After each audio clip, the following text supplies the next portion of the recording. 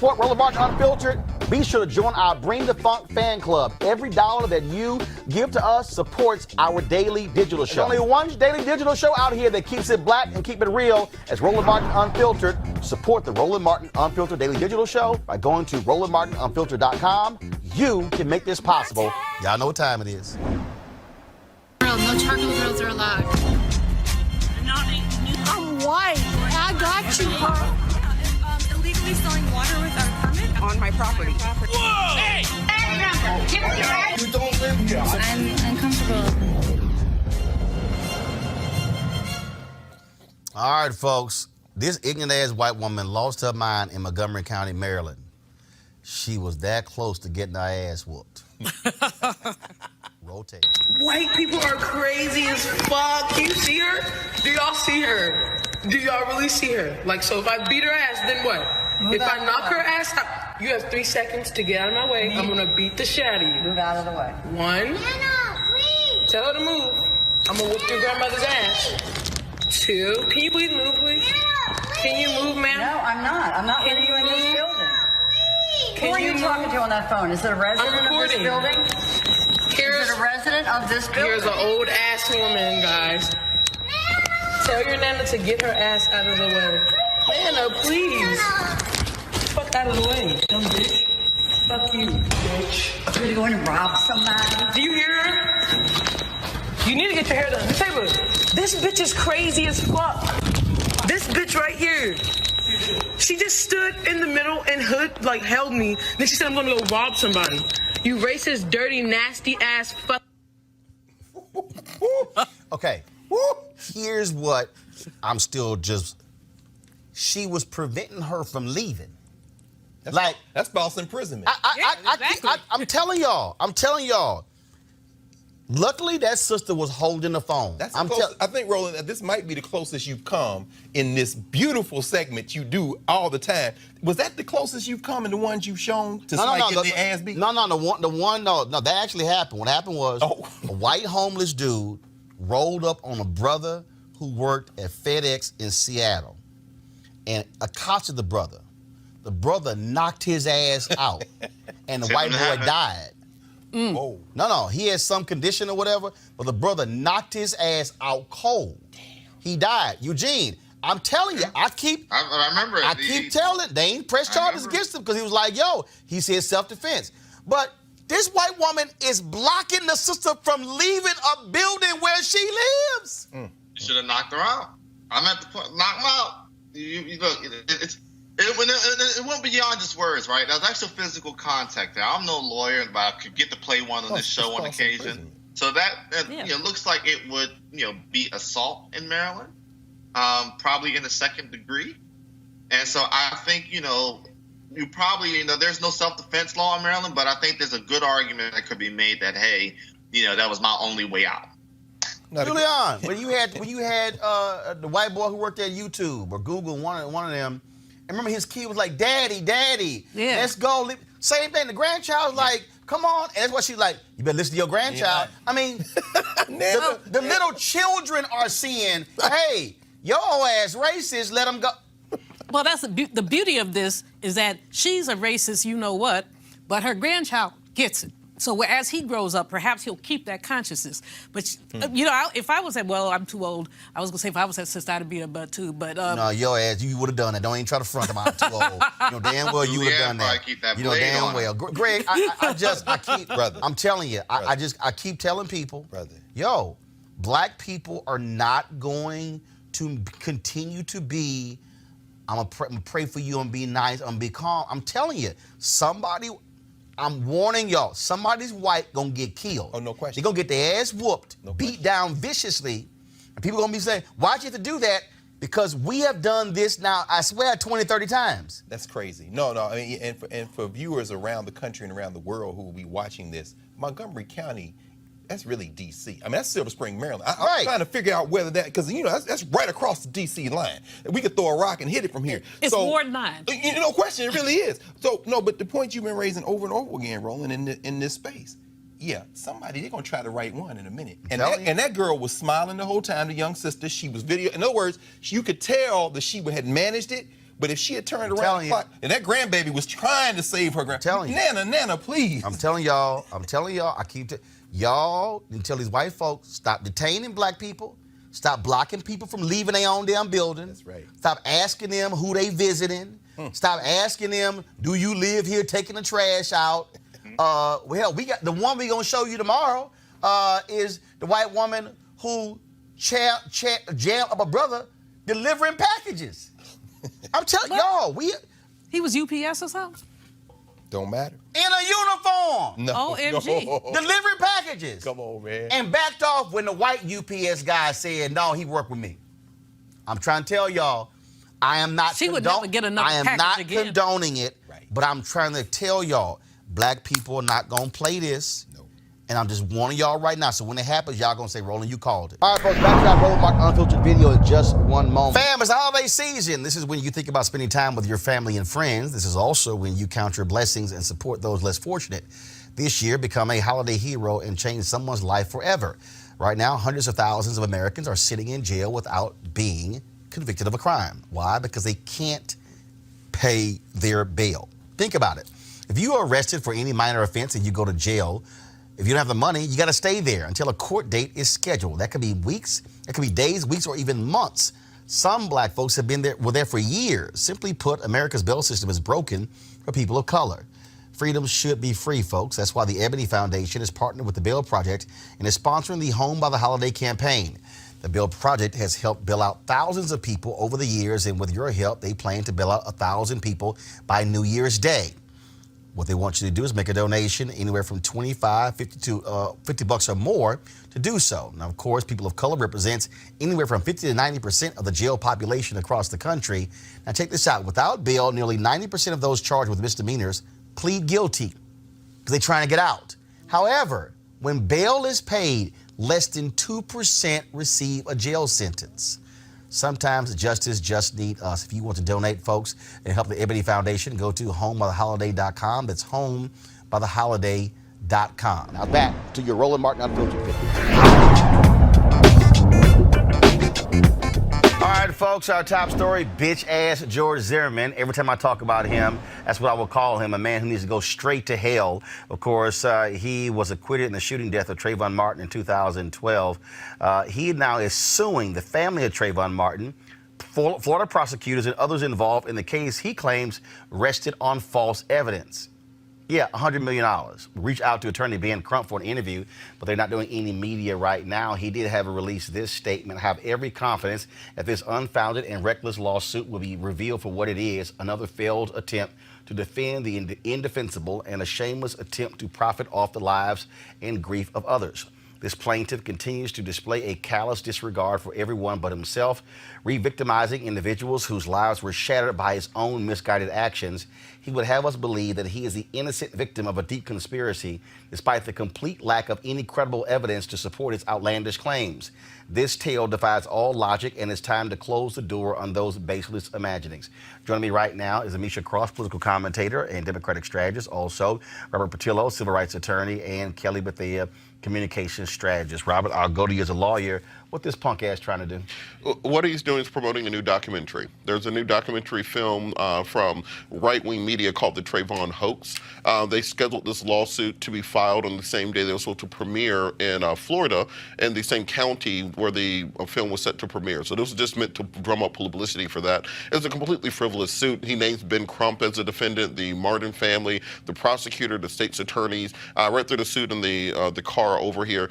There is no legal or factual grounds for it. What I'm hoping is that the Martin family and everybody involved will countersue him on this for damages, for attorney's fees.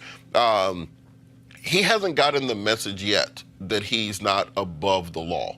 He's gotten away with so many things. He believes that he can do whatever he wants whenever he wants to. And there's always going to be a strong subset of white supremacists and conservative conspiracy theorists who will be there to financially support him. I believe he sold the gun that he killed Trayvon Martin with at auction. He has gone on book tours, book signings, speaking engagements to people who completely support these sorts of extremists. And because of that, that just feeds into this with this new documentary, The Trayvon Hoax, that he has us talking about, which is his entire goal, to drum up publicity for it. Oh, yeah, we're going to talk about his punk ass. Amisha, his attorney said that he faces daily threats and suffers from PTSD.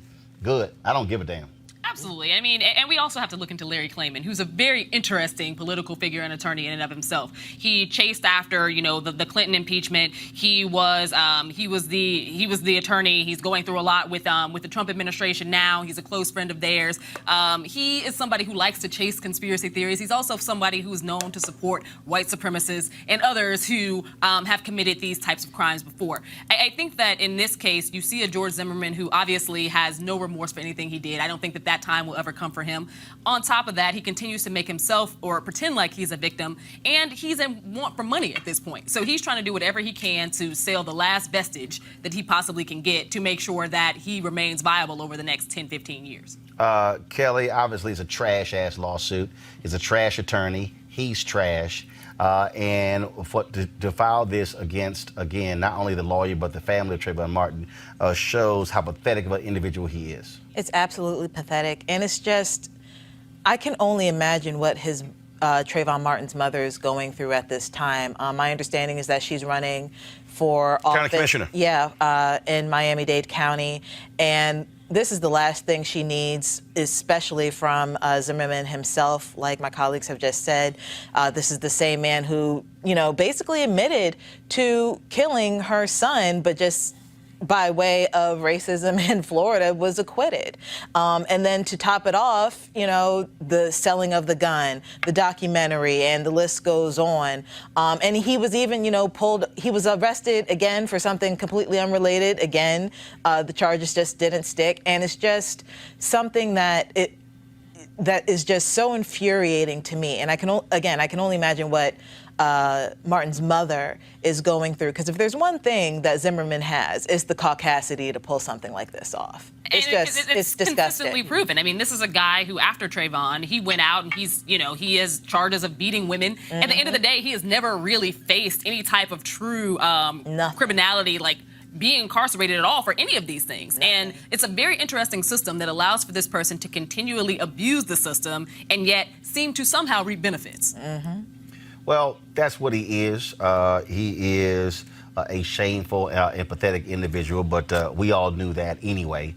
And so that's what's going on. So great comment there from Ben Crump. Folks, go to my iPad, please. As Kelly mentioned, Sabrina Fulton, she is running for county commissioner. Brittany Pagnetti sent this out. She says George Zimmerman is trending for being an audaciously racist fool, but Trayvon Martin's mom, Sabrina Fulton, is running for county commissioner in Miami. Let's redirect energy to her and fill her coffers with donations and volunteers. Hashtag I'm with Sabrina. And of course, her website is sabrinafulton.com. It's sabrinafulton.com. All right, folks, back to that Roland Mark Unfiltered video in just one moment. All right, folks, as the marijuana momentum continues, the folks at marijuanastock.org have already reached more than half of their funding goal for the hemp CBD investment. That's right. If you want to take advantage of this great opportunity, you need to do it now because it won't last much longer. Now, if you don't know, I'm talking about the hemp plant, the good cousin to marijuana, with a much higher concentration of CBD, which means hemp gives you all the medical benefits of marijuana without getting you high. Some of y'all like Damn, I want the high part.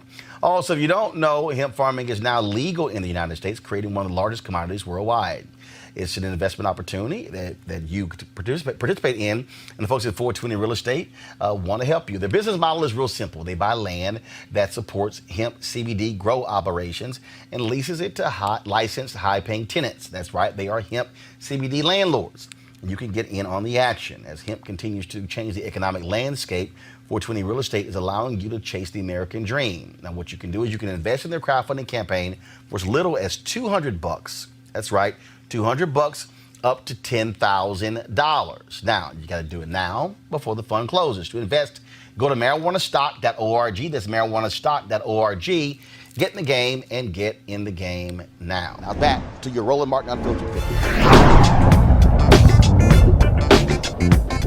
All right, folks, so Nikki Haley, the former governor of South Carolina and Trump's UN ambassador, sat down for an interview with Glenn Beck on his network, The Blaze. And what came up in that interview was the issue of the Confederate flag coming down in South Carolina. Here's what she actually said. South Carolina fell to her knees when this happened. This is one of the oldest African-American churches. These 12 people were amazing people. They loved their church. They loved their family. They loved their community. And here is this guy that comes out with his manifesto holding the Confederate flag and had just hijacked everything that people thought of. And we don't have hateful people in South Carolina. There's always the small minority that's always going to be there. But, you know, people saw it as service and sacrifice and heritage. But once he did that, there was no way to overcome it. And the national media came in droves. They wanted to define what happened. They wanted to make this about racism. They wanted to make it about gun control. They wanted to make it about death penalty. And I really pushed off the national media and said there will be a time and place where we talk about this, but it is not now. We're going to get through the funerals. We're going to respect them. And then we will have that conversation. And we had a really tough few weeks of debate, but we didn't have riots. We had vigils. We didn't have protests. We had hugs. And the people of South Carolina stepped up and showed the world what it looks like to show grace and strength in the eyes of tragedy. So all of these conservatives are now defending Nikki Haley, saying that Media Matters got this thing wrong, that she wasn't praising the flag herself, and that this is what happens. I mean, so in fact, Nikki Haley, she tweeted 3 hours ago, 2015 was a painful time for our state. The pain was and is still real. Below was my call for the removal of the Confederate flag, and I stand by it. I continue to be proud of the people of South Carolina and how we turned the hate of a killer into the love for each other. It was a story that she retweeted from the New York Times. Folks, do y'all have a portion of Nikki Haley's speech in 2015 where she talked about it? If so, can y'all go ahead and play it? For many people in our state, the flag stands for traditions that are noble. Traditions of history, of heritage, and of ancestry. The hate-filled murderer who massacred our brothers and sisters in Charleston has a sick and twisted view of the flag. In no way does he reflect the people in our state who respect and in many ways revere it. Those South Carolinians view the flag as a symbol of respect, integrity, and duty. They also see it as a memorial, a way to honor ancestors who came to the service of their state during time of conflict. That is not hate, nor is it racism. So Nikki Haley stood there in 2015 and said that is not hate, that is racism. Really? Why did South Carolina secede from the Union? No, seriously. Nikki, see, this is the real issue that we're dealing here. And that's why, folks, I'm going to do this deconstruction. Because I need you to understand what is going on here. Nikki Haley is a willing participant in the redefining of the Confederate flag and what it means. You heard her say there, many people. She didn't say some. In fact, let me break this down. In the Glenn Beck interview, she talked about how a small portion of people in South Carolina are racist. In 2015, she said many people revere the flag out of respect because it was about honor. Did y'all hear that? Many revere the flag, respect and honor. Oh, but a small portion is defined by race. Here's the problem with that. That doesn't actually line up with history. South Carolina seceded from the Union because of slavery. All you have to do, she talked about, see, this is what happens when folk like Nikki Haley don't like the fact that we can break down what she says. All of her people are running to her aid. People should be going after all these journalists who misinterpreted what she said. No, not one time did Nikki Haley say, there are people in my state who revere the flag because they see it as honor and respect, but they are wrong. Not one time did she say that. In fact, she has defended that. Folks, South Carolina, in their manifesto, in the manifesto that they wrote, made it perfectly clear that they were seceding from the state, from the Union, because of slavery. Now, here's what Nikki Haley also never said, and what her supporters will not say, is this. General Lee, the person who they revere in these statues and monuments, told his troops to furl the rebel flag and store it in your attics. What Nikki Haley will not say is that for more than 2 generations after the Civil War, for the most part, the Confederate flag was not seen in America. Now, there are images of a black man being lynched, made to force to kiss a Confederate flag before he was lynched in 1920. Some of the historians on Twitter have been discussing that today.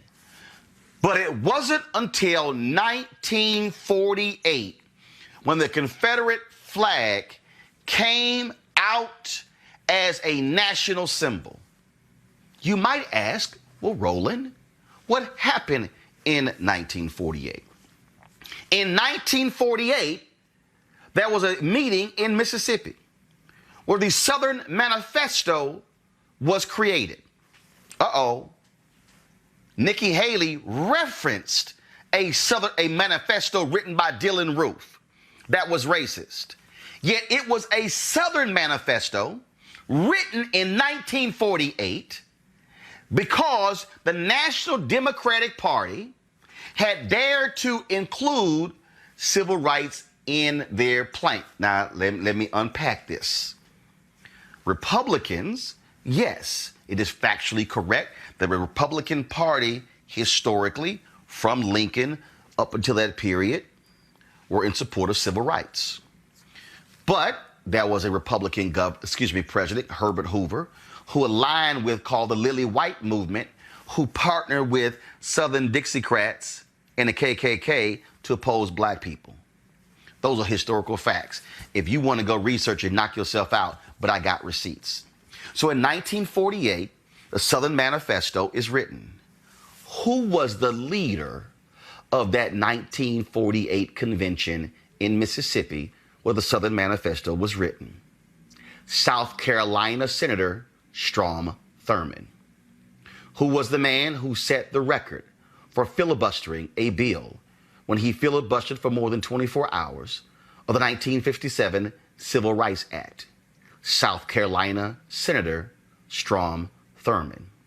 Now, Nikki Haley talked about it, how people saw it in terms of reverence.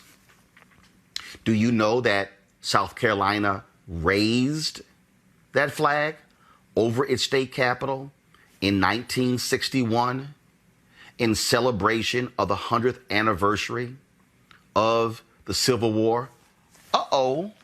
But that's not what they called it. Do you know what they called it? They didn't call it the 100th anniversary of the Civil War. In fact, they purposely called it, because first of all, President Eisenhower commissioned a National Civil War Centennial, okay? I'm reading a quote, and this is from a gentleman named Daniel Hollis of South Carolina. Daniel Hollis was appointed to the state commission that was created, y'all gonna love this one, for the observers of the 100th anniversary of the war between the states. That's what they called it. Daniel Hollis, PhD in American history from Columbia University, taught for 36 years at the University of South Carolina in their history department. His specialty, Southern history and the Civil War. Daniel Hollis said this in this piece that was written several years ago. I'm the only one on the commission left alive. I tried to get them to call it the Civil War Centennial, but they insisted on calling it the Confederate War Centennial. Quote, I was the only Civil War historian. There were 3 UDC girls on it, and John May was the chairman. May was a state representative from Aiken. He called himself Mr. Confederacy and wore a Confederate uniform to our meetings. I called May an inveterate Confederate. They would argue that the war wasn't fought over slavery but states' rights. That's ridiculous. Without the slavery issue, South Carolina would not have seceded. You think they would have gotten angry enough about tariffs to start shooting? Quote, the ruling elite that ran this state all owned slaves. They denied the war was over slavery, insisting that it was over states' rights. But it was over the states' rights to own slaves and enforce white supremacy. That's the reason the South Carolina flag was raised in 1961 to celebrate this, and it remained there. So Nikki Haley says that there are people who see this as a symbol of honor and respect and heritage. Why doesn't Nikki Haley have the guts to tell those people they were wrong? Because she wanted their votes, and she still wants their votes. That's what the real deal here is. Now, let me also explain a few things that she broke down to Glenn Beck. Could y'all go ahead and cue that up? And when I tell you to stop it, please stop it. So once it's ready, hit play. South Carolina fell to her knees when this happened. This is one of the oldest African-American churches. These 12 people were amazing people. They loved their church. They loved their family. They loved their community. And here is this guy that comes out with his manifesto holding the Confederate flag and had just hijacked everything that people thought of. And we don't have hateful people in South Carolina. There's always the small minority that's always going to be there. Stop. She said Dylan Roof just hijacked it. Folks, would y'all like to see photos of white folks waving the Confederate flag against folks in the civil rights movement? Would y'all like to see people in South Carolina doing that? Do y'all know that the governor of South Carolina said he was not going to allow black folks to go to state universities? Do you know that South Carolina said if they would shut down the entire education system in that state after Brown versus Board of Education? Do you know what the folks were doing? Waving the Confederate flag. There is a direct correlation between white hate and the Confederate flag. Those two have gone together. White folks in South Carolina and Alabama and Mississippi, when they were protesting civil rights and protesting black folks demanding their human rights, they were not waving the American flag. They were waving the Confederate flag. So ask yourself this question. What made Dylan Roof write a manifesto, a white supremacist manifesto, and embrace the Confederate flag? It's because that's what white supremacists have been doing for the last 100 years. Surely Nikki Haley has actually read a book. Surely Nikki Haley has done that. But guess what? Her own son told her. Abby Phillips, a correspondent for CNN, tweeted this today. Quote, when I talked to Haley in 2015, she was fully aware that many people in South Carolina associated the flag with hate long before Dylann Roof. She even told me that her son had raised the issue to her before. So I don't understand why she wouldn't even bother to mention that in this interview. Press play. There, but you know, people saw it as service and sacrifice and heritage. But once he did that, there was no way to overcome it. And the national media came in droves. They wanted to define what happened. They wanted to make this about racism. They wanted to make it about gun control. They wanted to make it about death penalty. And right there. I really put... Stop right there. The national media wanted to make this about race. No, the national media didn't want to make it about race, Nikki Haley.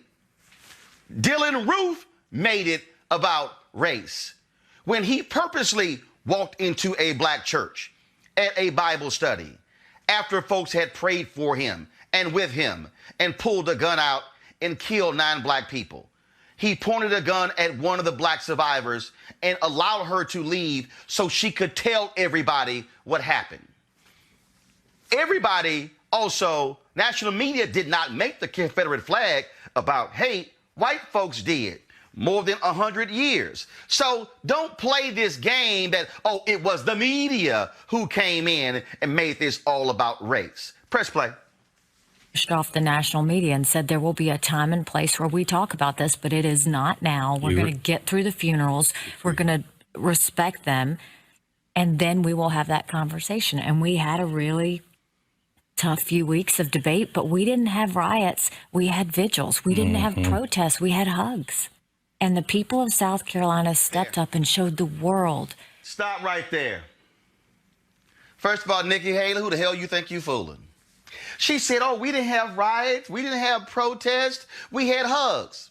I recall Bree Newsom climbing that state capitol and bringing that damn flag down. That was a protest. Nikki Haley also lied because what she did not say to Glenn Beck was that the NAACP has long had a protest against the state of South Carolina, not allowing events to be held there. Oh, did y'all also know why the NCAA did not hold any of its tournaments in South Carolina? Because of the NAACP's protests, because that flag was flying above the state capitol. Nikki Haley lied. There had been years of protests against that flag in South Carolina. There had been years of people standing up against that flag.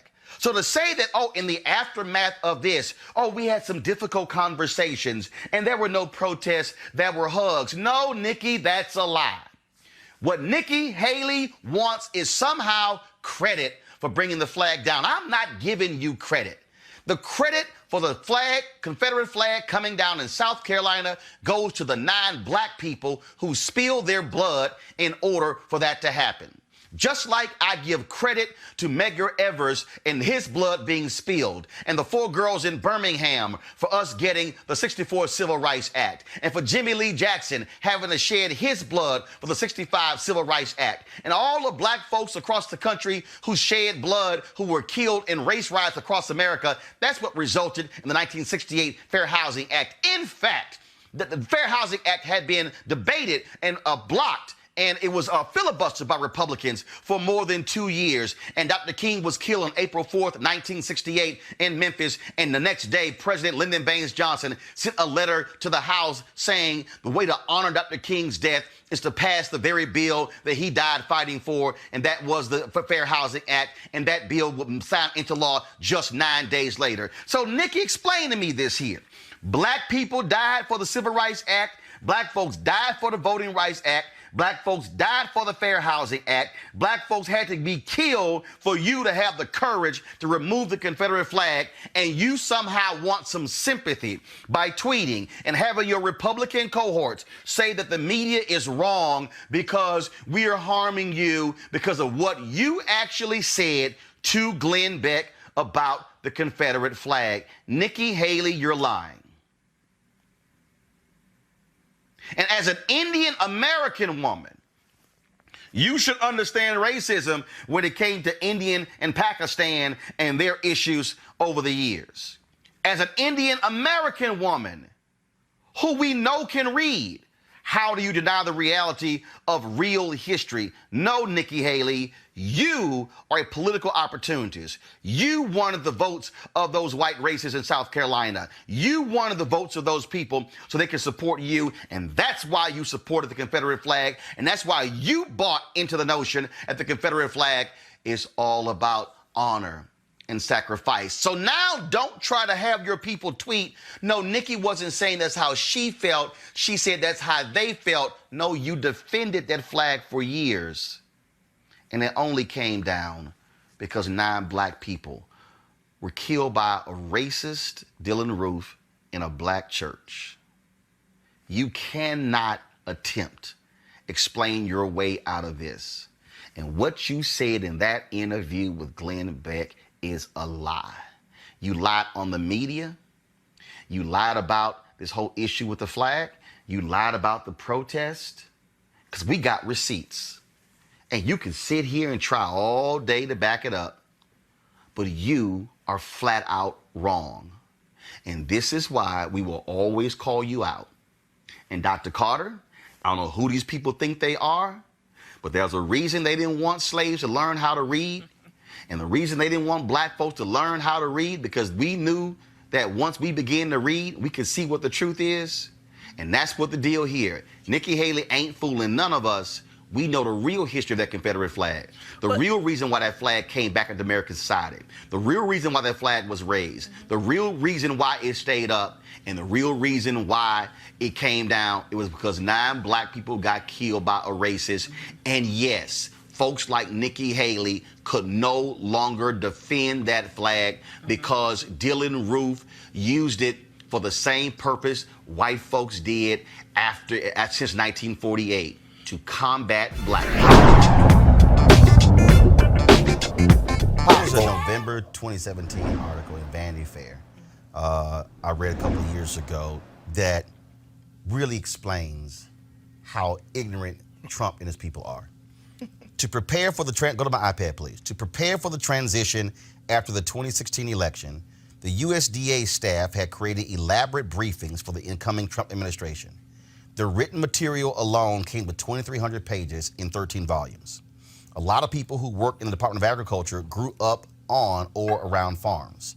They like to think of the Department of Agriculture as a nice, down-to-earth bureaucracy. They consider themselves more bipartisan, less ideological than people at the other federal agencies. Quote, our plan was to be as hospitable as possible, said one of the transition planners. We made sure the office space was gorgeous. To make the Trump people feel at home, the USDA people had set aside the nicest rooms on the top floor of the nicest building with the nicest view of the National Mall. They had fished out of storage the most beautiful photographs from the USDA's impressive collection and hung them on the walls. They had brought in computers and office supplies and organized a bunch of new workstations.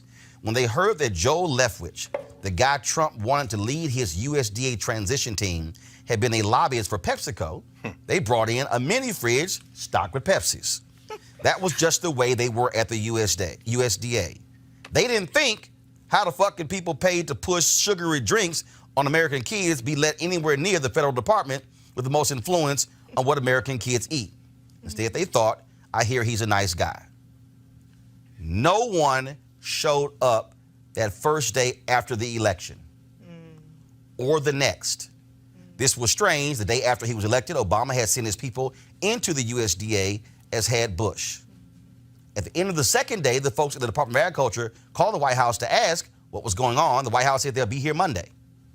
On Monday morning, they worked themselves up all over again into a welcoming spirit. Again, no one showed. Not that entire week.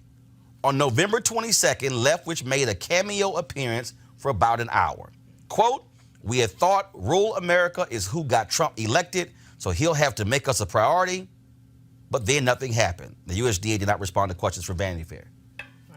They didn't give a damn about these people. Right. And this was the first month of his presidency. Right. I mean, first of all, appointing someone to that position is all about like a friend who needed a job that you were expecting. You know, people have expectations if I helped you out. But I think the important thing here is that when we think about rural America, and especially poor white folks in this country have always voted against their economic interests, right? Because of race. Right? Racism has been the driving force. They don't care that, you know, we're not getting our food stamps, we're not getting health care. We actually don't want to be in the same boat with y'all. No health care, no dental care, bad education, no food. But then we ain't with y'all. And guess what? They're going, it doesn't matter if this all happens, they're going to vote for him again. Because it's like, it is the thing of, I don't want to be with you all, and part of what's happening with you all, I don't want to be with black folks, right? And our narrative around poor people in this country is a black narrative, right? White folks and the media has trumped, I hate to say that word, has come up with this story around poor people being black. Not true, mostly white, right? But they, again, are always going to vote against their interests, their economic interests, because they would instead rather be with white folks. And also with Trump, like, oh, maybe I can be like him. You know, I can be like him. He's had failed businesses. I've had failed businesses. He's got no money, but he's, you know, and he's ignorant. And he became president anyway. So there's a little bit of, I see him in me, and I aspire to be that instead of being with black folks. Greg, well, this is why I have said, Reverend Barber talked about this all the time as well, this is why Democrats have to, one, stop being scared of broke-ass white people and go to broke-ass white people and say, yo ass broke. That's right. Your schools are broke. You broke. You ain't got no food. Guess what? LBJ launched the war on poverty to some broke-ass white people in West Virginia. He was not in Mississippi Delta. Democrats have got to be willing. Look, I told Obama to his face, man, stop going to damn suburban areas touting the Affordable Care Act. Go to the brokest, sickest part of Mississippi and Alabama and say, I passed this damn law for y'all. Yes. To me, that's where Democrats, if you want to sit here and hit Trump, go to those places.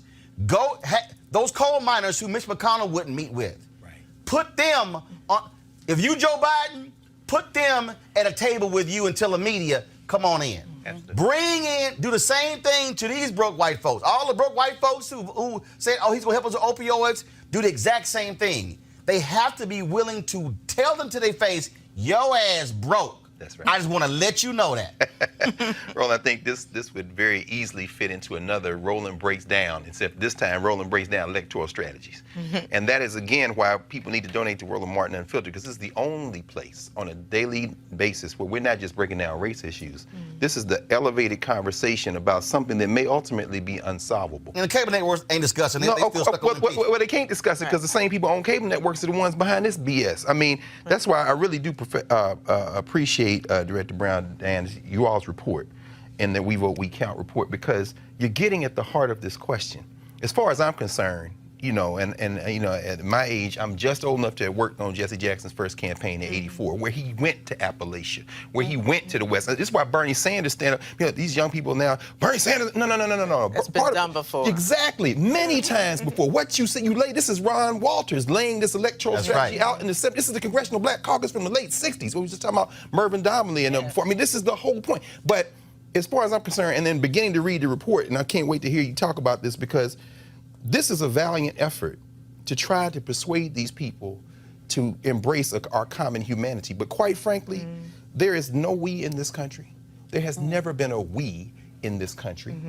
And I don't even put this on Trump, because when you look at the map of people who will be affected by these changes, and there are 3 changes, by the way. The third of those changes is the ones that say, and in fact, this here says, the rule would also prevent households with more than $2,250 in assets, or $3,500 for a household with a disabled adult from receiving food stamps. That's the one that would throw 1 million children off of reduced or free lunch in the schools. These people, this hasn't been just driven by race hate, because this is these poor whites. You're absolutely right. When you look at the map of the people who are going to be affected, it is surgical. The Northeast states, California with 12% of the homeless population, a couple of states in the South, Georgia being one, but you see the least affected states are those Midwestern states. Although people will be affected, clearly this is electoral politics. Oh, look. This is a plutocracy that is trying to break the back of the citizens of this country and drain all the wealth of, like you said, $1.9 trillion tax cut, $1.6 trillion in student debt. Heard Alexandria Ocasio-Cortez on Capitol Hill today, assailing this Steve Mnuchin, another criminal who got away with all kind of stuff out there in California. They are draining the public coffers, and they don't give, not only don't they give a damn about anybody in this country, they are depending on the race hate that you're talking about to allow them to get away with this. And don't forget, the tax cut specifically targeted blue states. That's right. Yep. This does too. And they were public. That's exactly right. It hit hit the blue states. That's why all Republicans lost in California. That's right. Yeah. Because the people like, oh, y'all asked went along with this? But watch this, Roland. They didn't, let me just very quick, Gina. When you see, they couldn't get this through in the Congress because the farm state representatives with the liberals always said no. So what did this? I mean, we had Janice Mathis on here discussing it when it was going through the hearing. Y'all got to support this place. It's the only place talking about this. So what did this man, who is clogging his veins every day with fast food, do? He makes an executive order so that people who can't get 20 hours a week working fast food in these places, so they can't qualify for food stamps, can't get their food stamps. Go ahead. I'm sorry.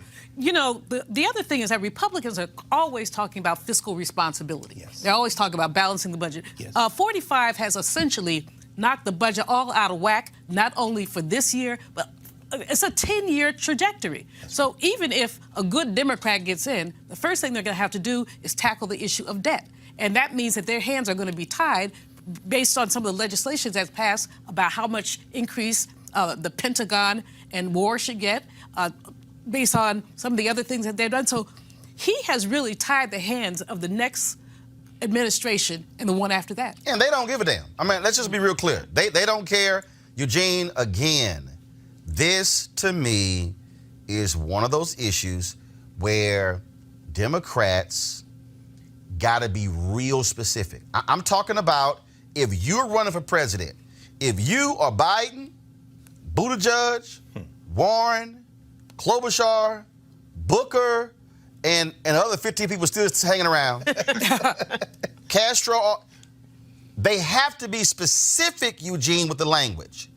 That Sanders, I'm telling y'all, I told Bernie Sanders to his face in a meeting in his office a year ago, just so y'all, so let me be real clear, all you punk asses out there who on YouTube talking about who I'm supporting, no, I check everybody.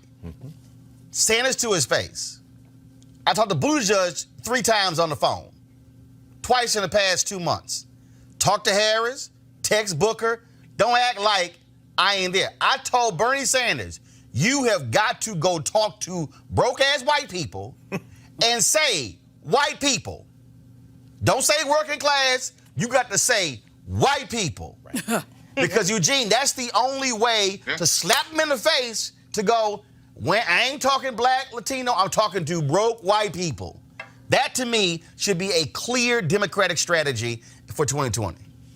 I agree, right? Especially if the Democrat strategy is going to be, okay, hey, look, we got to target Pennsylvania, Michigan, and Wisconsin, and probably not throwing Georgia and Arizona in there as well. You know, if you're quote-unquote swing voter that you're targeting are broke white people, or as politically correctly stated, working class white people, you got to go in there bluntly and bluntly have the conversation. And if you're unwilling to, or if a candidate is unwilling to, I think you need to check the credibility of the candidate. You know, campaigning 101 is being able to have the conversations, the blunt conversations with voters to earn their vote. But my point is this here. Don't come talk to black people and feel comfortable saying black. But you don't want to go in front of white people, Judith, and say white. And I mean, somebody has to say to white voters, because if you stand in front of women and say women voters, and they stand in front of gay folks and say LGBTQ, if you stand in front of black people and say black, Latino, damn it, stand in front of white folks and say, listen up, white voters. See, to me, you got to be explicit, because broke white people have not been called out. And they've danced around, working class, real America, all those terms. But that's because they want to make them different, right? They again, it's like don't want to be in the same pool with y'all. So we're working class, y'all poor black folks. That's right. So this is the divisive politics that have always existed in this country. And while I think, yes, the Democratic Party needs to go out there and do that, I also want to say that this wouldn't be the first time that it has been tried and that it may fail again, right? And but here's the piece. Even if it fails, the fact that you do it, here's what may happen. You actually might wake up some broke white folks. Oh, that's true. But the point is, if you never say it, they just walking around like, we good. You're like, no, you're not. That's what Reverend Jackson did. Right. He went to, and that's what the Poor People's Campaign is. Look, they've gone to Kansas, Idaho, the hills of North Carolina, West Virginia, Kansas, Mississippi, and they have been very explicit. They've been saying, broke white people. Well, you know, Reverend Barber. We all broke. Is a genius in terms of how he's constructed the New Poor People's Campaign, in terms of his co-chair, Liz Theo Harris, a white woman minister. I mean, he basically is fighting for the soul of America. So if you say there's no us. Well, yeah, there's no us, and America has no soul. But he is fighting for. No, he's trying to create a soul for America. And here's something I think we haven't stated enough in this. And this goes back to the 19th century. You think about the Know Nothing Party, the nativist movements in the 1920s and 30s. There is a fetishization of ignorance in this country. So when we talk about the common people, there's this elevation of this idea that I'm dumb, I'm stupid, I'm proud. And when you fuse, no, seriously. And so, so in other words, I'm because as you were talking, I'm thinking, which of these candidates in the Democratic primary has really began to gesture toward that? Immediately I thought of Elizabeth Warren. Because Warren talks about, you know, her mama had to put the dress on, go get a job, and her daddy had the heart attack, and then she had a baby, and they got rid of her. And I'm thinking, that should resonate, but here's Warren's flaw. She's intelligent. See, these white people want to be dumb. So when Stacey Abrams is telling them, if we give them $1, the federal government's going to give us 9 back and your hospital doesn't close, they can't hear that because she went to college. In other words, whiteness and dumbness confused. So do we have to fight the candidate? Yes. Well, no. Reverend Barber, that's why I agree with you, is genius. Barber is as intelligent as any human being walking the planet. But the way he crafts his message, he can resonate because he doesn't come off like that. I don't know that a person who comes off as smart can ever convince these stupid white people to do anything. And you're right, because first of all, with Warren, they're going to say, well, you taught at Harvard. Exactly. And you see, but here's, again, perfect example, because you talk about, let me find it. You talk about how dumb works. Perfect example. So after you had the hearing yesterday, you had this fool from Texas. Damn, I hate he graduated from Texas A&M. I don't think he even graduated. Louis Gohmert. Oh my God. But I want to show. But I'll show you dumb. They had a news conference, and when it was over, Louis Gohmert came out there, and oh man, I'm trying to find it. He came out there and he says essentially, whatever y'all do, don't send your kids to Harvard or Yale. Every damn Republican who is on that Supreme Court, come on, brother, from Harvard or Yale. That's right. Then somebody on Twitter named all of the damn folks in Congress who Republicans who went to Harvard or Yale Law School. But again, so they play this, all these elitists, when they got the same elitists sitting over there, and Trump always touting how, you know, he got his Ivy Leagues from the Wharton School of Business, Penn, Ivy League. My alma mater. And he really did. Right. He did not get. He bought that Wharton. He did not. It is. Hold up. Here it is. Again. This is playing to stupid. Go to my iPad. So all I got to say is, if you love America, mamas, don't let your babies grow up to go to Harvard or Stanford Law School. Wow. Right there. No, but to Greg's point, they are. And Texas A&M is a major research university. And not only that, Texas A&M is an extremely conservative university. Yes. And I'm sitting there going, fool. But here's the deal. Them same, and here's the piece. Them same broke white people, I'm telling you, when they challenged the Hopwood decision, the reason, you know how the top 10% got passed in Texas? Right. The Black and Latino legislature. Break it down, brother. Y'all, I was there. Got with the white rural legislators who were upset because the white kids from rural Texas were not being accepted at the University of Texas or at Texas A&M, the two major institutions in Texas. So the Black and Latino legislators got with the broke rural white legislators and said, we're going to create the top 10 rules. So if your kid graduates in the top 10% of your high school class, regardless of the high school, you are automatically admitted to the state institutions. And guess what? It was the suburban legislators who went there and said, no, okay, we're getting too many kids, who changed this top 10% in Texas to limit it to the top, only like 50% of the class. Oh, so they changed it because what happened was Texas was saying, and we're losing too many of our bright students. No, it was saying we're losing too many of our bright white students. Who were not in the top 10%, and their white parents were saying, well, my child goes to Austin Westlake, and which is more rigorous than O.D. Wyatt, the black high school in Fort Worth. So it's unfair that the valedictorian and O.D. Wyatt automatically get admitted, but my kid doesn't, and that's how they got the rule changed. But the point is, the Black and Latino legislators went to the white folks and said, y'all kids ain't getting in either. That's the point I'm making. You gotta go find that common ground. You gotta go to them and say, you know y'all broke too. You know y'all hungry too. So that's why if I'm a Democrat, I ain't bringing no black or Latino person impacted by SNAP. I'm going to roll up a whole bunch of broke, hungry white people.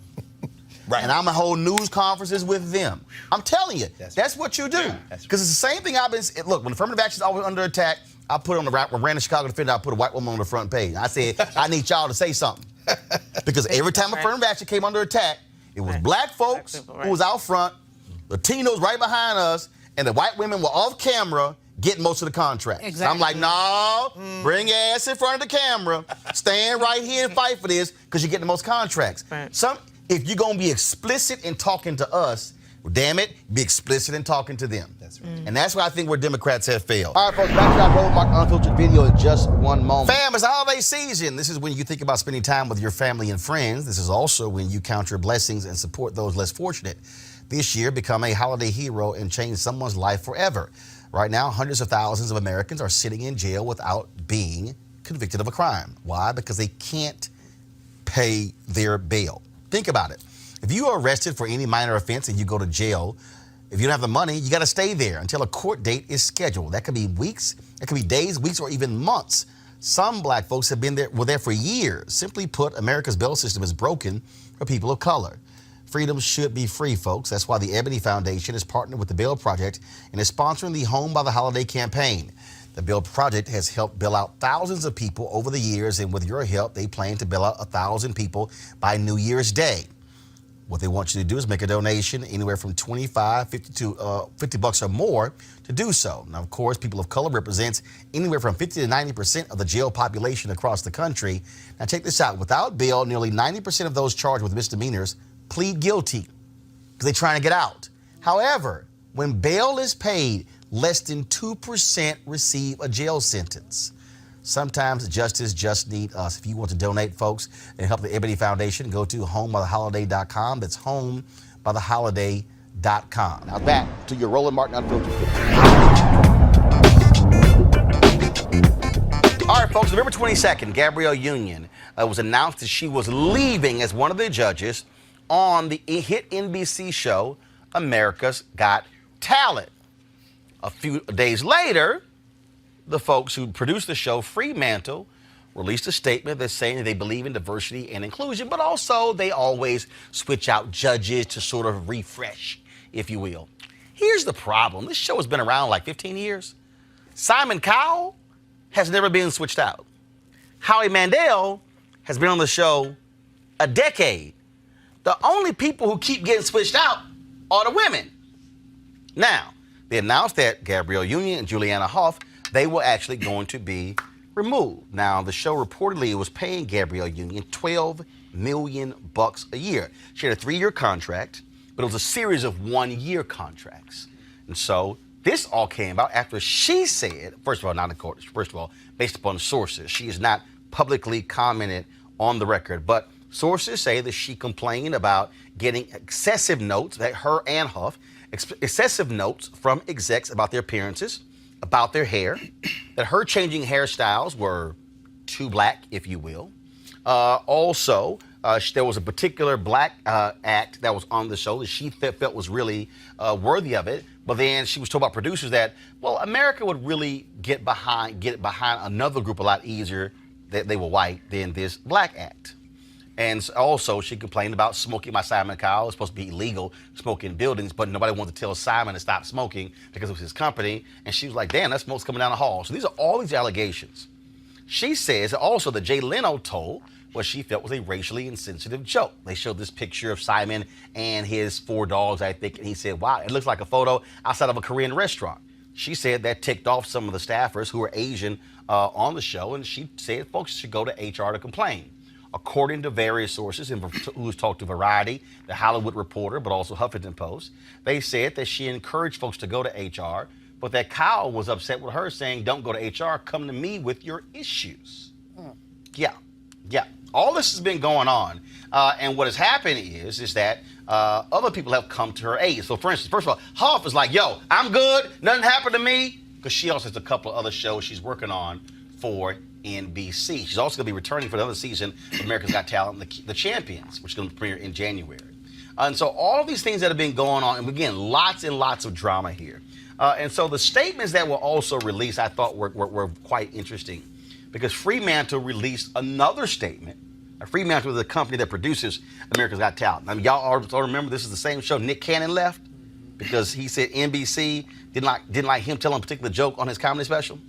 So Fremantle released a statement on yesterday, November 26th, saying they take diversity seriously, and they were getting with Gabrielle and her reps to better understand the issues that she raised. So let me deconstruct this, if you will. So you release a statement to say you were trying to get a better handle of what Gabrielle was stating. So that says to me 2 things. One, either she never said anything, or 2, somebody lying. Because see, if she had taken these complaints to somebody on the show or the NBC human HR department, human resources, there should be documentation. There should be notes. There should be a meeting. There should be evidence of these complaints. And if there's evidence of the complaints, then there has to be evidence that shows something was either done or what likely happened, because it involves the show of a huge talent in Simon Cowell. Remember, American Idol? They didn't want to go down that path. I reached out to somebody at NBC today, and I was told that they are hiring outside counsel. They're going to be meeting with Gabrielle and her lawyers to also better understand these issues. See, here's what I really think is going on here. I think what's really going on is that Gabrielle Union is not a compliant Negro. Let me say that again. She's not a compliant Negro. Now, I don't use that phrase all the time, but I'm using it within the context of this because what happens a lot of times in these mainstream media, largely white environments, black people are expected to be quiet and just shut up and take whatever is given. See, the reason this is so significant is because she was a popular judge. We're living in a world where social media and your metrics are judged by that. First of all, Simon doesn't tweet or post. Howie barely does. Gabrielle's numbers, her social media numbers, more than all the other judges combined. Her social media metrics, crazy. Her husband, Dwayne Wade, said, first of all, he said she was fired. he says that her presence was a large reason why a whole new audience began to watch the show because of the flavor she brought to the show. So as you begin to unpack these things, when you hear this whole issue about hair, remember, this is the same state that passed a bill signed into law by the governor that forbids hair discrimination, which would apply to this show and NBC and America's Got Talent. Why?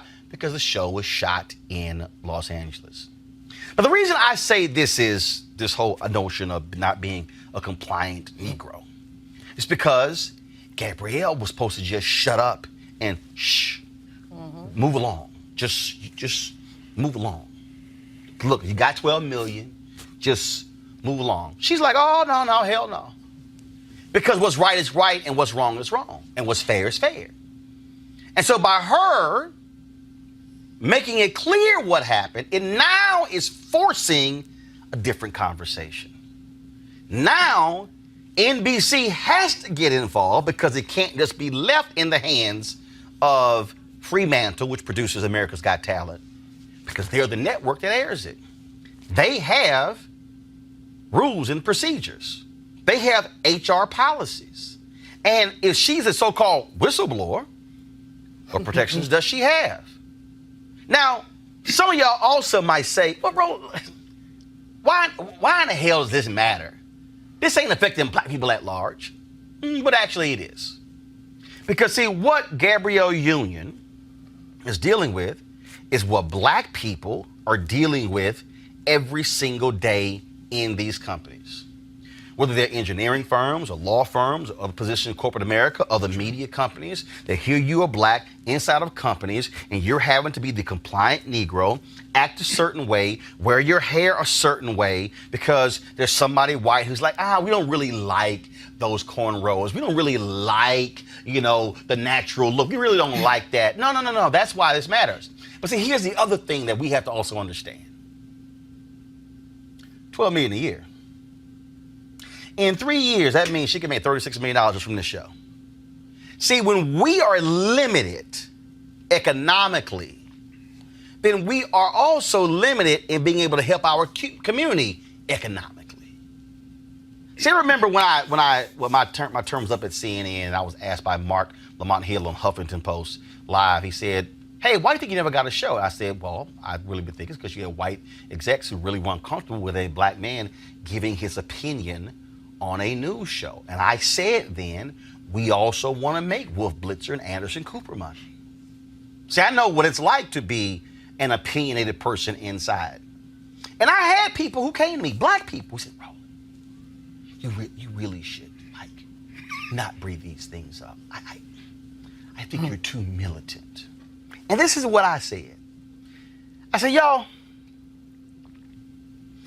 I could wait till I'm 75 or 80 and write a book and talk about what the experience was like 40, 50 years ago.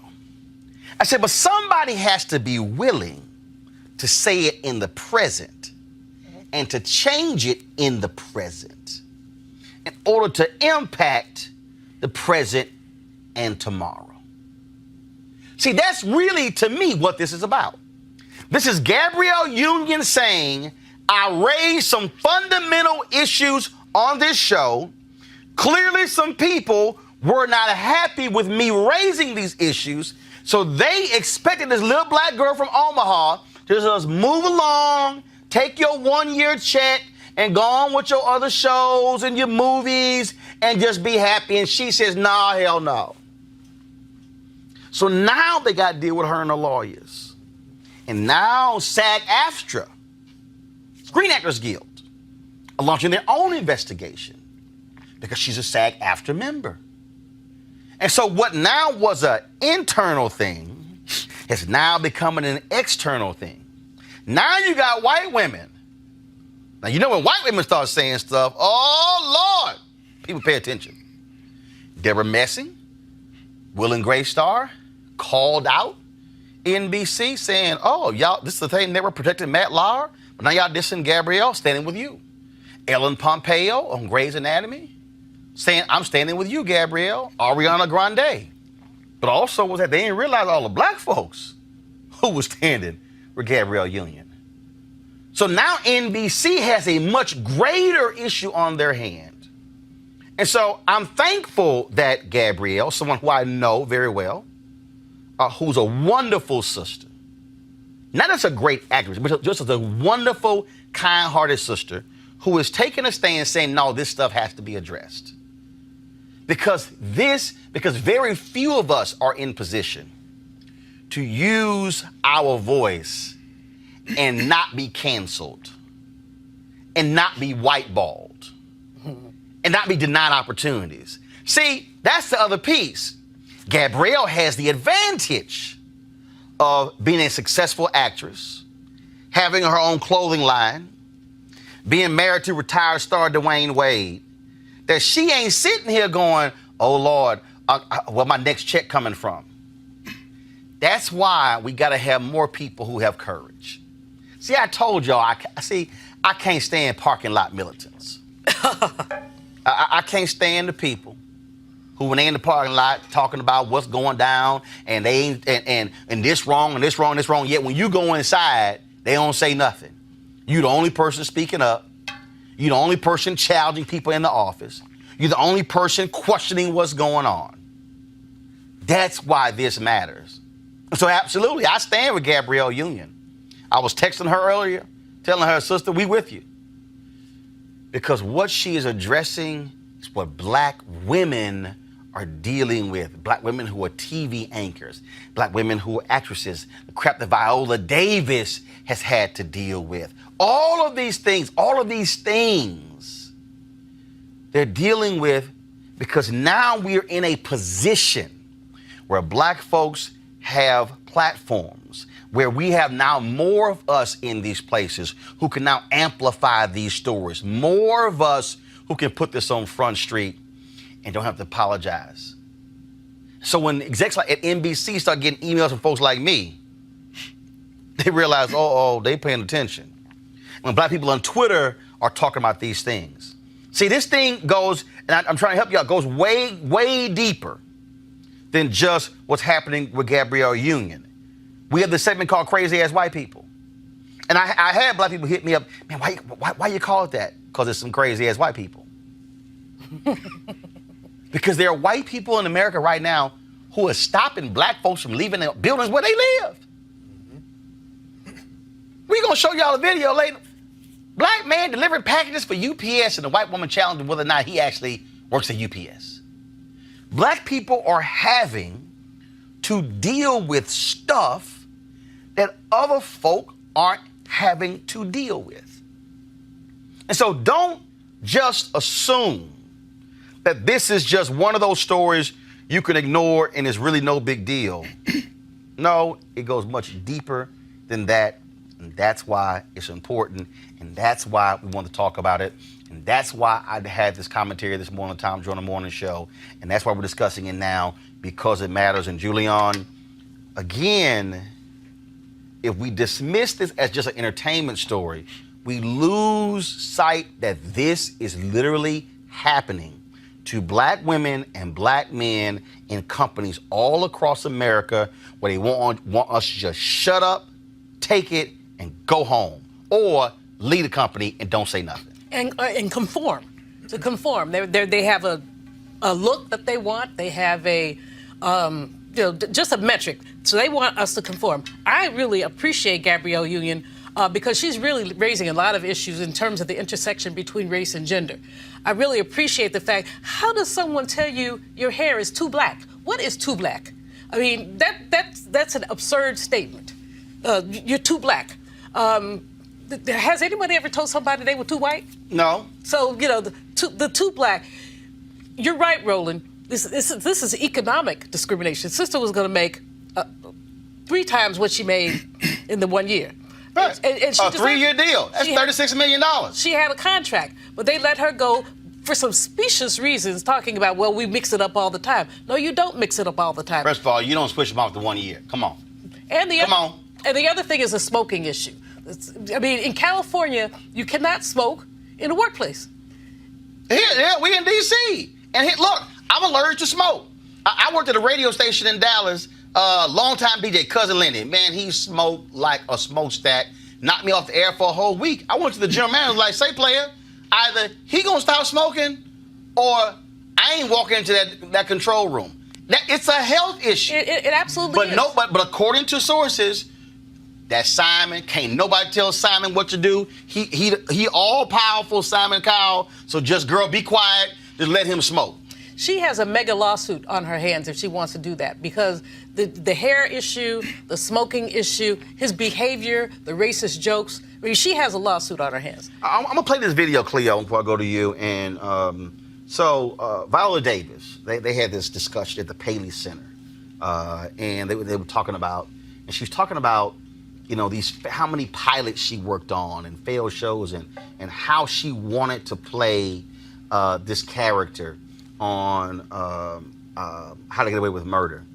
But it also is a peak, and she's talked about this before, in terms of what the reality is like for a black woman in Hollywood. I want y'all to listen to this. We're going to come back to Cleo on this one here. I had decided never to do TV ever again after I did it. I've done 9 failed TV pilots. Wow. Really? Yeah. 9 failed TV. And the last one I did, I worked an average of 21-hour days. So I said, and I had to drive 53 miles one way to work, El Segundo Studio. So I was like, fuck no, I'm not doing that. But then Shonda called, and at first, you know, this #1 call sheet, so. Don't feel bad. It was not written for an African American specifically. So I think they went out to Diane Lane, Jennifer Connelly, and they wanted to screen test me. Not us. Not you. Not you, not Pete, not this extraordinary man right here who I love more than anything on the earth.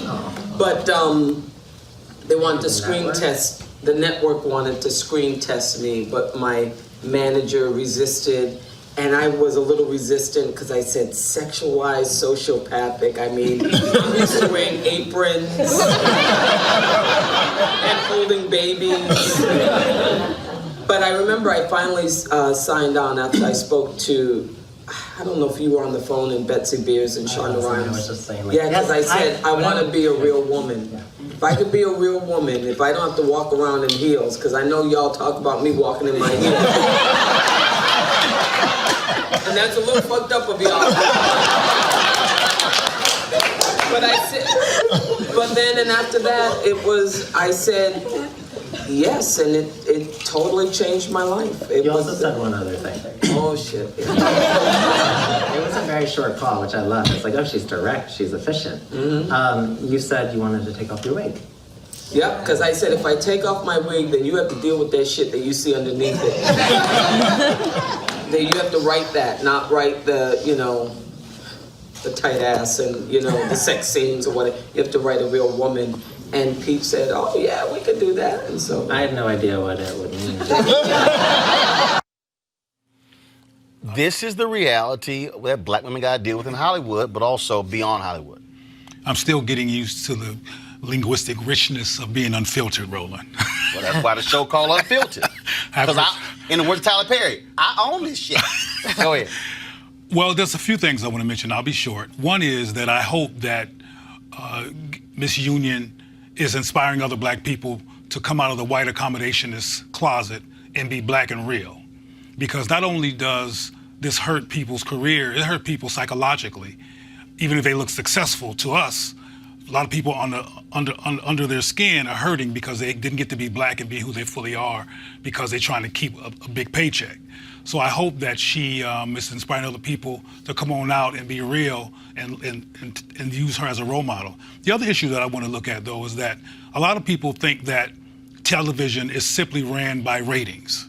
And it's not always ran by ratings. This is an example of that. She brought a flavor to the show, as you mentioned.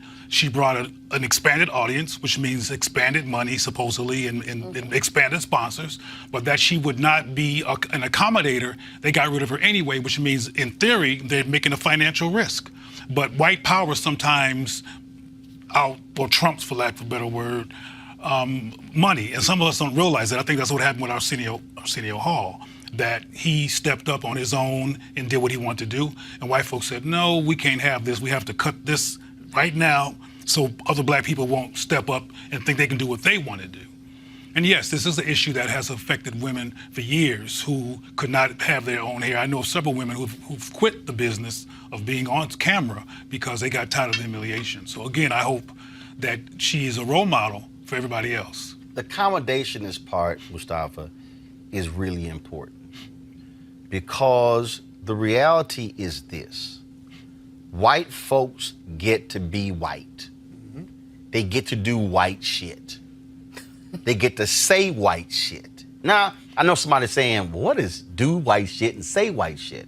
But the reality is, we have always had to temper. We've always had, okay, no, we've got to change our attire, change what we say, change how we say it, all those things because we have to make somebody else comfortable. Damn the fact that the audience sees it as one way. See, I've been there. See, all these black folks, see, I get a kick out of black folks today who turn on MSNBC. And when they see Joanne Reed and they see, turn over to CNN and see Angela Rye and see all these people. I remember when there were only two of us. And I remember the conversations when I got pulled aside. We need you to smile more because you're coming across as too angry. I said, look, if I smile anymore, it's going to be a damn minstrel show. That was a real conversation I had to have with somebody at CNN. When I was literally, they almost chastised me for thinking while black.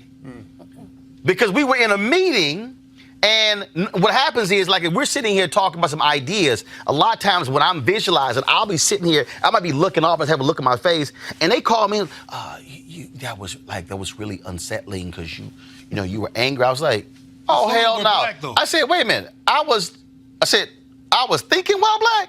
I said, no, we ain't having this damn conversation. That's literally what I said. And so folk don't know what other folks went through to make it easier for the folk today to do them. Exactly. And that's why this thing matters. Yeah, I mean, everybody's hit some of the major points. Here's the other part. As we talk about on this show all the time, you got to own your own stuff. So then you don't have to deal with some of this foolishness. But that's just one side of the coin. Let's flip the other side of the coin over and let's realize the power that we actually have. And it was mentioned earlier about the sponsors. So folks should be reaching out to the sponsors who help to support this show and let them know what their feelings are about this, because that's where a lot of power is also. Yes, Simon Cowell has an incredible amount of power. Let's not get it twisted. We've seen how that plays out in Hollywood in relationship to women. But you also have power. So if you let those sponsors know this is not something that you are comfortable with and you will no longer purchase their products, it'll change some things. Well, and I think that, and obviously, first of all, that is a strategy that's involved with that. I think what's going to happen is we'll see these meetings take place. There will be stories discussing this, what comes out of this. Because it's now public, they're going to actually have to publicly make some statements about what happened, how will things be fixed. But I just want people to understand that the reason we talk about a lot of these stories and bring attention to them, and even this is the case of an actress, folks have to understand that, and this is and people don't, if you've never been in a situation, you don't understand it. I mean, I remember there were times when other people who had lower profiles at CNN couldn't say nothing. But I could. And see, I could have easily been like some folk, like, that ain't my problem. Right. But no, because see, there's responsibility that comes when you have power, when you have influence, when you have stature, when you're able to bring that to the table. And that's why I think it's wasted opportunity if you're African American and you're working at an ESPN or Fox Sports or CBS or an ABC or an NBC or Fox or any of these media companies, or if you're working at a law firm or you're working at a major corporation and you actually have the ability to shift a dialogue or move a conversation or call some folks out because you've amassed this level of credibility and power, and you don't do a damn thing with it. That, to me, is what's also shameful, because it's not just about you. It is about who's walking through that door next. But let me add this. Hold on, Mustafa. Yeah. Then I'm going to come back to Cleo, then Julian. So you did some incredible reporting and a story that you did with Byron Allen not too long ago. And all those dynamics, it's about power and how it plays out. So we're seeing this happen in a number of different situations. We're also seeing people step up and live out their values. And that's what Gabrielle is doing. Cleo. I think it's important to reiterate that people are stepping up, and again, to affirm Gabrielle Union for what she's doing. But one thing I think is important to reiterate is that one of the things that gives white people the balls or the ovaries or whatever to tell black people that they're too black is accommodating black people. Yes. There's a culture after so many centuries of normalized apologizing for being black in the presence of white people. I have been to so many meetings where the people who are the most crazy toward me and the most reactionary to me are black people who are looking around, waiting to take care and save white folks. Do you understand that needs to be put up there as an issue that is primary for black people to unlearn and dismantle? One of the black folks came to me when I was at CNN, and one of the highest ranking blacks when I was at CNN had a conversation with another black person and said that there are good blacks and bad blacks. Yep. And this brother was black. And this brother told this person that Don Lemon was a good black. How he dressed and how he talked. He is. And then he said Roland Martin's a bad black because he's too loud and he's too aggressive and how he dresses.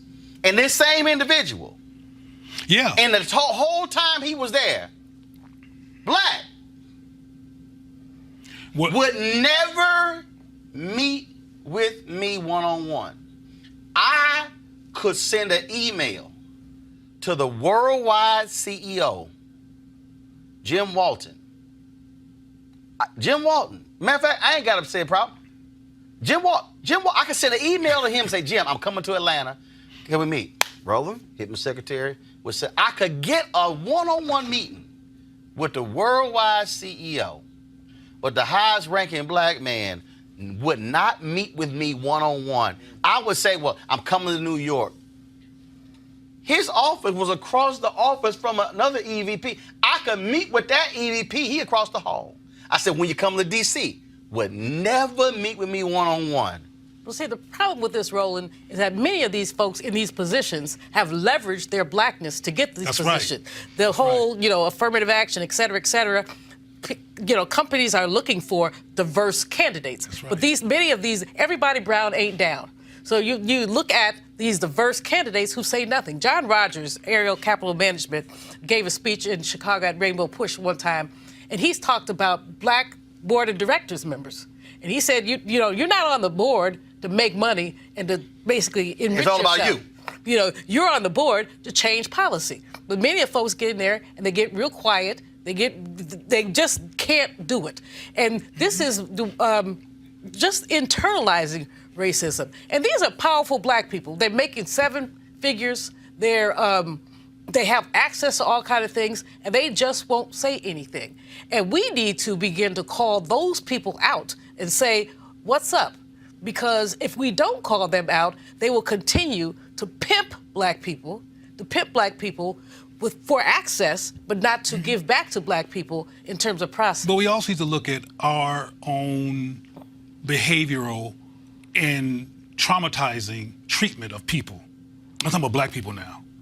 Because sometimes when we get mad at somebody who's dealing with a internalized white supremacy relapse issue, we get mad at them and attack them and never look at the larger system that creates this kind of mentality. It's not natural to second guess your worth and give somebody else privilege. That's a mental side effect of intergenerational oppression unresolved. And unfortunately, in so many cases, when we get mad at black people for acting like that, we jump on them and we can be very mean, and we just re-traumatize them instead of looking at them from a perspective of cause and effect and deflecting that self-hate. I've seen it too much. Go ahead. We just need to utilize our power. We need to stop just allowing systems to be the systems that have always been the systems. And I actually believe we can make change happen. We saw it a little bit in Hollywood when folks began to speak out about, you know, the Academy Awards and some of the other things. And it was just a small step. A little bit. But people began to engage in that process. I think this is the exact same thing where we've got to make sure that we're hitting on all levels. You're going to get, you know, you got to hit on the legal aspect. You got to hold people accountable on the legal side. But we also got to utilize our dollars more effectively. Yep. You So know, we'll Roland, see what one of the happens. We're going to stay on top of this. And then we'll give you more updates as they become available. But yeah, we stand with Gabrielle Union. All right, folks, y'all know what time it is. Girl, no charcoal girls are allowed. I'm white. I got you, huh? Illegally selling water without a permit On my property. Whoa! Hey! Give us your ID. You don't live here. I'm uncomfortable.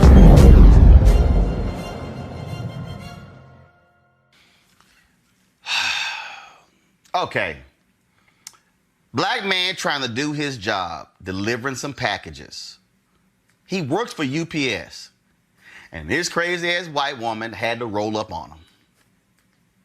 Give me somebody's information to check up on you, because I don't understand why you're walking around this neighborhood. This is crazy. With a bunch of packages. This is what I be talking about. These folks be bothering me like.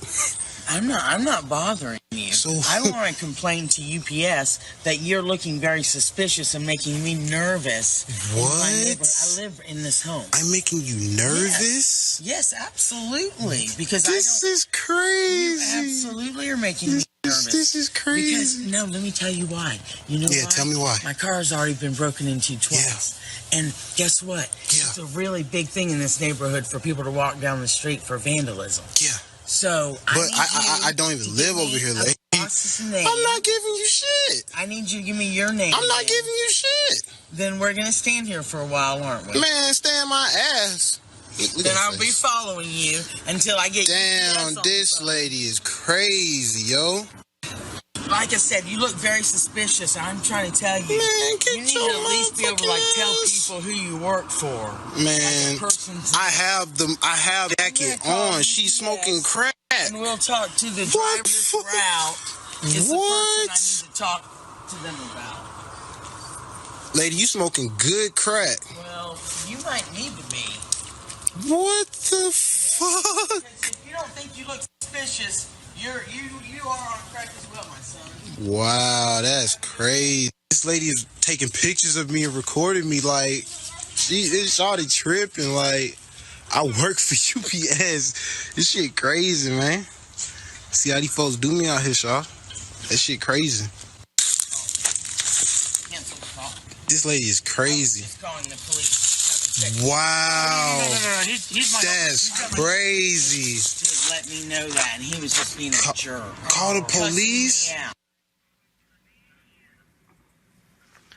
Damn, Michael. And it took the white UPS driver to vouch for the brother.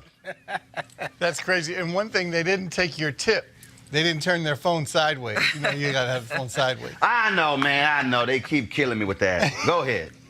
I mean, what are you going to say? It's just, Julie and I were just talking, and the professor, we're wondering if, no excuse, but we're wondering if she was a little bit on the sauce and a little drunk, and because the way she was smiling, her body language. Again, no excuse for how she acted. But she's, remember you like to check to see if people lose their jobs when they do stupid stuff like this? Have you checked? Still waiting to find out. And Dr. Carr, that's the real deal here. And I know there are people out there who are saying, man, you shouldn't show these things as triggering for black people. No. The reason we keep showing these because I want people to understand these are not one-offs. Right. This is not, oh, well, that one thing. No. What this is, in this age of Trump, this is a consistent harassment of black people. That people can't say, oh, that stuff was so far back during the Jim Crow days and slavery. No, this is 2019. Yes. Well, I mean, look, what it basically says is there's nothing you can do and there's nowhere you can go if you are black. You can't be in your house, right? Because we've seen police come in people's houses and shoot at, harass, and arrest. You can't be in your car, right? You can't sell water on the street. right? You can't ride the train. There's basically nowhere you can go as a black person unmolested by some white person if they feel bothered, right? And if they wanted to, and I'm sure she probably would have, treated the police as her own personal bouncers and removed this man from her street for doing his job, right? Because she felt threatened, which is always, I think, the curious thing that comes up is they always feel threatened, yet they want to come confront somebody. If you feel threatened, you don't go up to the person that you actually think is doing some mischief or might cause you some harm. Yet they always seem to end up in somebody's face and on somebody's camera and now broadcast around the world, right? But this is what white supremacy does, right? This is what white racism does. It blinds people to facts, right? But not only blinds it, it tries to become their cover for doing what they wanted to do anyway, which is simply harass this man and ask him questions that she had no right to ask him. And he told her exactly what she needed to hear, which is, I'm not giving you anything and you can get out my face. That's what she's really mad about, actually. Julian, Dr. Carter's point, black folks, we can't barbecue, we can't sell lemonade, we can't park our car, we can't deliver packages, we can't leave our own buildings because you got these racist white folks out here who believe that they have the absolute right to check our papers. Yeah, I don't know what to make of it. I hope and pray it doesn't go left, but I think it's gonna take the right white person to run up on the wrong black person, and they're gonna get their ass whooped, and it's gonna be on camera, and it's gonna go viral and send a message out. Like right now, everybody's put on notice. Keep doing it. We showing, we putting you on blast. We calling you out. At some point in time, the right people gonna meet the wrong people, and it's gonna go bad for somebody. And it's going to get to a point where black people are going to get tired of being harassed for doing simple things like taking our trash out, doing simple stuff like our job. This man is delivering packages. He's not peeping in nobody's window. He is actually trying to do his job, what he's paid to do, but he can't do it because he's being harassed for the simple fact of the color of his skin. Yep. And it shouldn't have took a Caucasian gentleman, his co-worker, to come up for her to say, oh, you work for UPS, my bad. That's all you had to say. I didn't know that. Wasn't a tip-off. The truck wasn't a tip-off. Right, the truck, all the boxes, the uniform, the ID, the packages. Context clues, give me the packages and I'm like, no.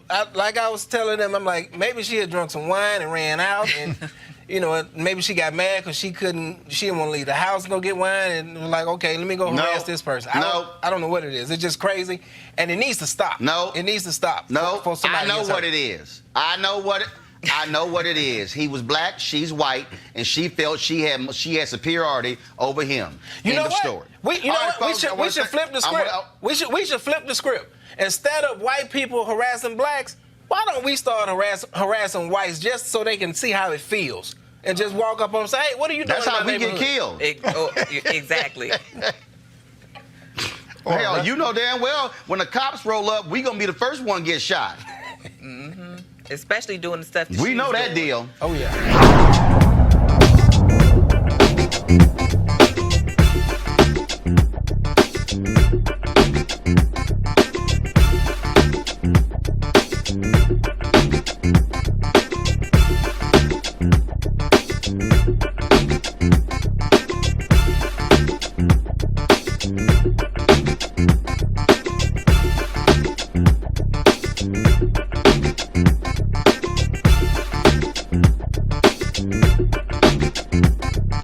You want to check out Roland Martin Unfiltered? YouTube.com/Roland S. Martin. And subscribe to our YouTube channel. There's only one daily digital show out here that keeps it black and keep it real. It's Roland Martin Unfiltered. See that name right there? Roland Martin Unfiltered. Like, share, and subscribe to our YouTube channel. That's YouTube.com/Roland S. Martin. And don't forget to turn on your notifications so when we go live, you'll know it.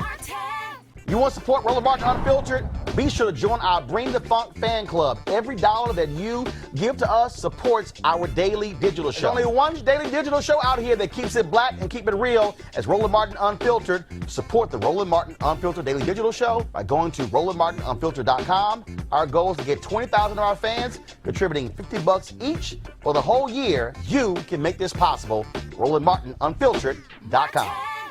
Hey everybody, this is Sherry Shepherd. You're watching Roland Martin Unfiltered, and while he's doing Unfiltered, I'm practicing the wobble. Yes, I am. Because Roland Martin's the one, he will do it backwards, he will do it on the side. He messes everybody up when he gets into the wobble because he doesn't know how to do it, so he does it backwards. And it messes me up every single time. So I'm working on it. I got it. You got Roland Martin. Hi, my name is LaToya Luckett, and you're watching Roland Martin Unfiltered. What's going on, everybody? It's your boy Mac Wiles, and you are watching Roland Martin Unfiltered. What's up, y'all? It's Ryan Destiny, and you're watching Roland Martin Unfiltered. What up, Lana Well, and you are watching Roland Martin Unfiltered.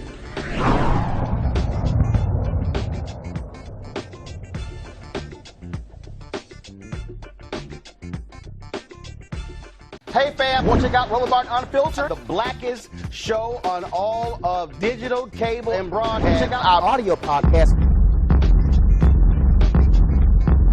There's only one daily digital show out here that keeps it black and keep it real. It's Roland Martin Unfiltered. Press play. Martin.